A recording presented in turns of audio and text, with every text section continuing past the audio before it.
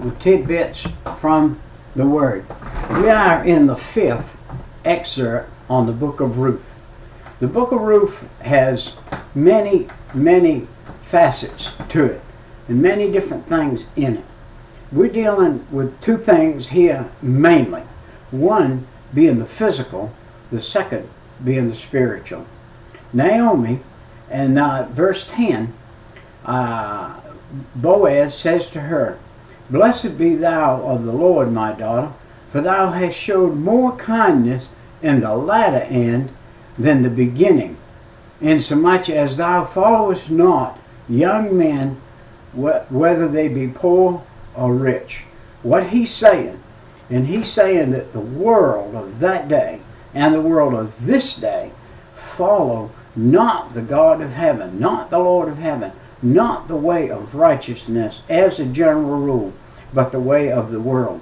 And they will go out and follow after some man or somebody, and being a young lady. And here's a young lady who had been married, lost her husband.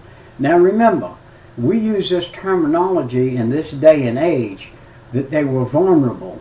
This was a vulnerable woman. This was a woman who had been married. This is a woman who has all the physical attributes that any other woman would have, and have the necessity to be fulfilled. And what does a woman want? She goes out and she looks for quick security. Quick security. That's the worst thing she could possibly do, is look for quick security. You must search out, seek out. You must be chaste. If you are a woman like Ruth was, and you are in a position where you have lost your husband, yet you're young enough, 60 or 70 or younger or 80 even. I would have preferred, my mother had gotten married when my daddy died. Within a week or two or a month, if she had gotten married again, she could be in perhaps a happy life now at the age of 95. It's been 23, 24 years. She could have had a partner, a companion, not necessarily, and as the world thinks today, somebody sexually, but somebody to be a companion, to read with you, to sing with you, to ride with you, to go out, to do things, to go and eat, to go to church together, to enjoy each other. This is a picture of God's plan for a woman that loses her husband, no matter what age she is. It is not a disgrace for her to find another mate to take the place of that one. After that man has gone to heaven or whatever, she is free and loosed from that bond, and God knows the way that is. And God designed a woman and a man to need each other, especially for a woman to need a man. And by the way, behind every good man there is a good woman. I have never met a man that did not have a good woman behind him who was worth a grain of salt. And so we have got to look right here. Here Boaz comes along, and he is the near kinsman. Now, Boaz reveals something that Naomi did not know. And this is it. He said, "And now, my daughter, fear not. I will do to thee all that is required, or that is requested, for all of the city of my people doth know that thou art a virtuous woman." This was a Proverbs 31 woman. This was a woman, remember, what did the man in the field say to Boaz? Said this woman didn't tarry long at her house. She got up before daylight this morning. She was in the field gleaning at the first break of day. And she has gleaned all day behind these ladies, unfailing. She has not stopped for a drink of water. She has not done anything. She has gleaned furiously all day long. And what is she doing? She's gleaning the little bitty bits. She's picking up the little piece that the maidens left behind by accident, not on purpose. And so here she is out there. And he said, "I have already heard of how you've done for your mother-in-law, how when your husband died you have taken care, you left your nativity, your people, and you said you would come and you would take care of this woman and you would serve her God. and follow her God. And by the way, at this point in time, Boaz did not know this lady was in the line of Jesus Christ, did not know she was in the lineage of Jesus Christ, did not know that the seed from Abraham and Isaac and Jacob and Joseph all the way down through to David was the seed that she was carrying was a seed that was hidden from the devil by God. He hid this seed in this Moabitess woman. The Israelites would have never understood that the seed of the Redeemer of the tribe of the children of Israel and the children of the world were going to come through this Moabitess woman. So here she is, and she's making this request. And he said, tarry this night, and it shall be in the morning that it will be performed unto thee the part of the kinsman well.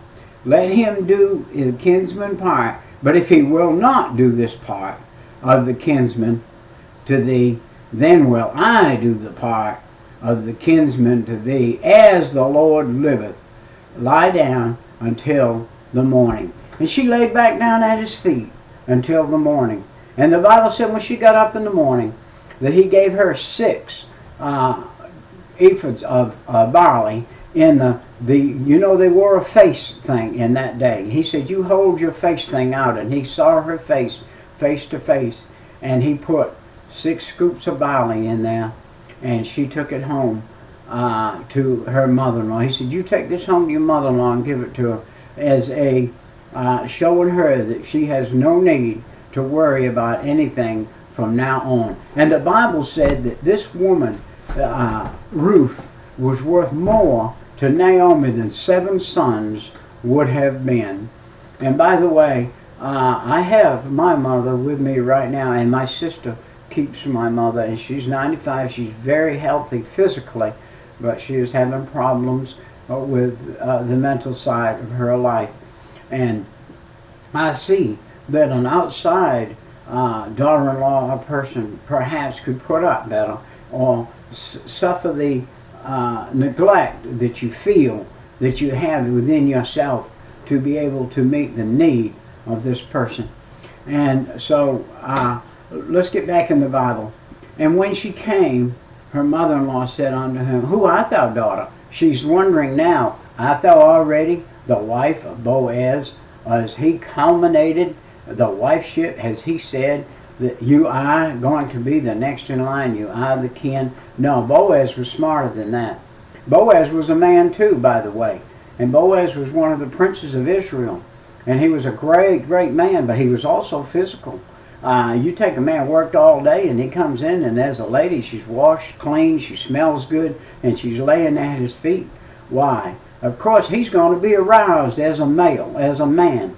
But instead, Boaz kept his head up here, kept his head and said, listen, this is going to be right. We're going to do this thing the way God would have it done, and we're going to do it properly. There is a man between you and I who has the opportunity to redeem you. So he goes and he gets in the gate, and he gets him 10 witnesses or more. He says, gather around all you kinsmen, these people in the gate. He said, gather around at least 10 men in verse 2 of chapter 4. And he took 10 men of the elders of the city and said, sit ye down here. And they sat down. And he said unto them, the kinsman of Naomi that is come again out of the country of Moab selleth a parcel of land, which was our brother Elimelech's. And I thought to advertise thee, saying, buy it before the inhabitants and before the elders of my people. If thou wilt redeem it, redeem it. But if thou wilt not redeem it, then tell me, that I may know, for there is none to redeem it besides thee, and I am after thee. And he said, I will redeem it. Now here's a man opened his mouth very quick and said, I will redeem it. He hadn't heard the conditions. He hadn't heard anything. He just jumped right up and said, I'll do it. I'll do it. Then said Boaz, it's going to cost you. It's going to cost you now if you want to do it. Boaz said, what day buyest thou the field of the hand of Naomi? Thou also buyest it from Ruth the Moabitess, the wife of the dead. to raise up the name of the dead upon his inheritance. And the kinsman said, I cannot redeem it for myself, lest I mind my own inheritance. Redeem thou my right thyself, for I cannot redeem it. He wasn't willing to pay the price. He was not willing to pay the price that was having to be paid and take this woman, which was, by the way, legal and lawful. And even though this man may have had a wife and had children, he said, now this may mar the inheritance I have. He didn't want to mar the inheritance he had. In other words, he was looking for an inheritance from his daddy that probably hadn't died yet or whatever. And if he did this thing, his daddy may say, hey, I ain't doing all this here. Now you and your wife was fine, but I'm not giving it all to this other one and whatever. You know, there was a cost in that day. When you took on a maiden or a woman, there was a cost for that. And the kinsman said, I cannot redeem it for myself, lest I mar my own. Verse 7, he said, now this was the manner of the former time in Israel, concerning redeeming and concerning changing, or conform all things to a man plucked off his shoe and gave it to his neighbor. And this was a testimony in Israel. Therefore the kinsman said unto Boaz, buy it for thee. So he drew off his shoe, and Boaz said unto the elders of the city, unto all the people, I ye witness this day, and I have bought all that Elimelech and all that was Chilion's and Maon's of the hand of Naomi. Listen, he said, I bought both the boys. I bought theirs too. I bought Elimelech's and the two boys, Mahlon and Chilion. I bought everything that was owned by them. And moreover, Ruth the Moabitess, the wife of Mahlon, have I purchased to be my wife, to raise up the name of the dead unto him is inheritance, and the name of the dead be not cut off from among his brethren, and from the gate of his place. Ye are witnesses this day. And they were the witnesses. Let me show you a little thing about. There were 7 things, 7 steps in Deuteronomy. It talks about 7 steps of a kinsman redeemer. He said the first thing he needed to do was get witnesses. So he got the witnesses in the gate. And he confirmed every transaction between all the parties involved as possible for the Redeemer. He involved Abimelech, he involved Chilion, and he involved Maon, and he involved Naomi, and he involved Ruth. 5 people were involved in this settlement, and he involved it. And he was going to raise children unto the heir that she had been married to, Mahlon.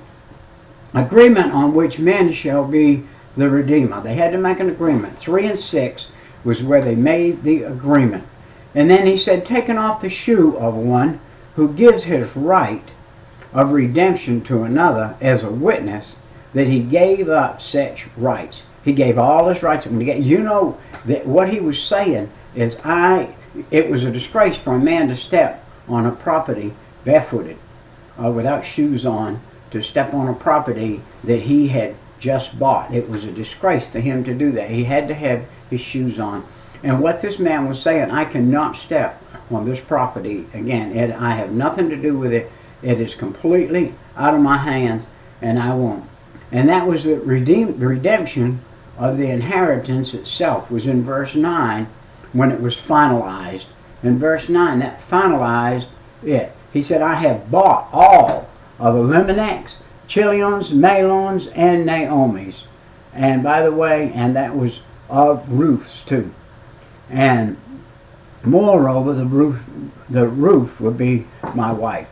And so here we see that it was fulfilled. The marriage between the Redeemer and the wife of the dead one, to raise up seed to continue his name. Wow.